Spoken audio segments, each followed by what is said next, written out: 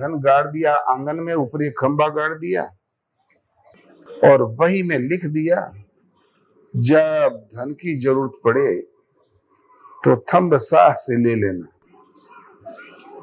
नीचे डंडा खींच के दस्तखत कर दिया। वो छनंत फुकंत था लड़का, और पापा के मृत्यु के साल भर के अंदर ही सब फूंक फांक डाला जो कुछ था। अब लगा ढूंढने, कुछ दिन लोगों ने कर्जा दिया, कर्जा भी देना बंद कर दिया लोगों ने। अब हवाइयां चेहरे पे उड़ रही थी, बड़ा दिन काट रहा था। बहुत बड़ी हवेली थी, अकेला पड़ा था।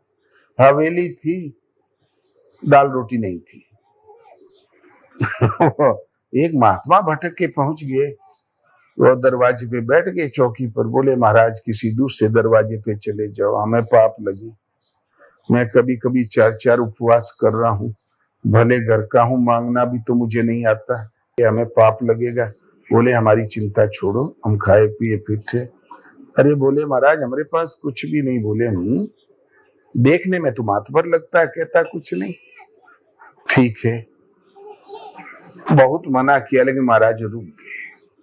सोचे इतनी बड़ी हवेली, कुछ नहीं है, इसका कारण क्या है।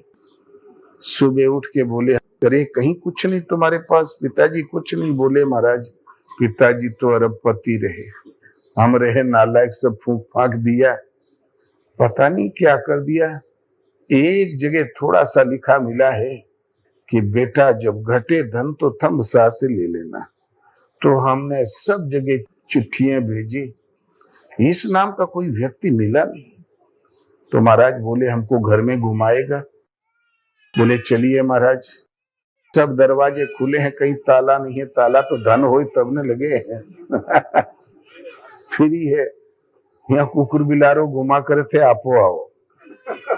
और क्या। घूमते फिरते एक खंबा गड़ा था आंगन में, उस पर दृष्टि पड़ी तो देखा सेठ का दस्तखत और लकीर। बोले कहीं ये तो थंबसा नहीं है। बोले इसको उखाड़ो। बोले महाराज यही पिता के हाथ की निशानी है, इसे देख के तो मैं जी रहा हूं। बोले उखाड़। जहां उसको खोदा तो पोला था खंबा, हीरों की एक गच जमी थी पहले 10 फीट की, वो निकल आई। फिर जवाहरात की निकल आई, और असरफी का तो कोई ठिकाना ही नहीं। सब कुछ पा गया। उस दिन से भला आदमी हो गया, परोपकारी हो गया।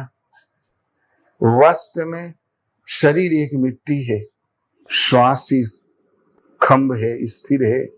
सांस चंचल है, आसान है। इसने अभ्यास करते करते जब स्थायित्व ले लेती है तो इसके अंतराल में सब रत्न छिपे हुए हैं, ईश्वरीय सारी विभूतियां छिपी हुई है।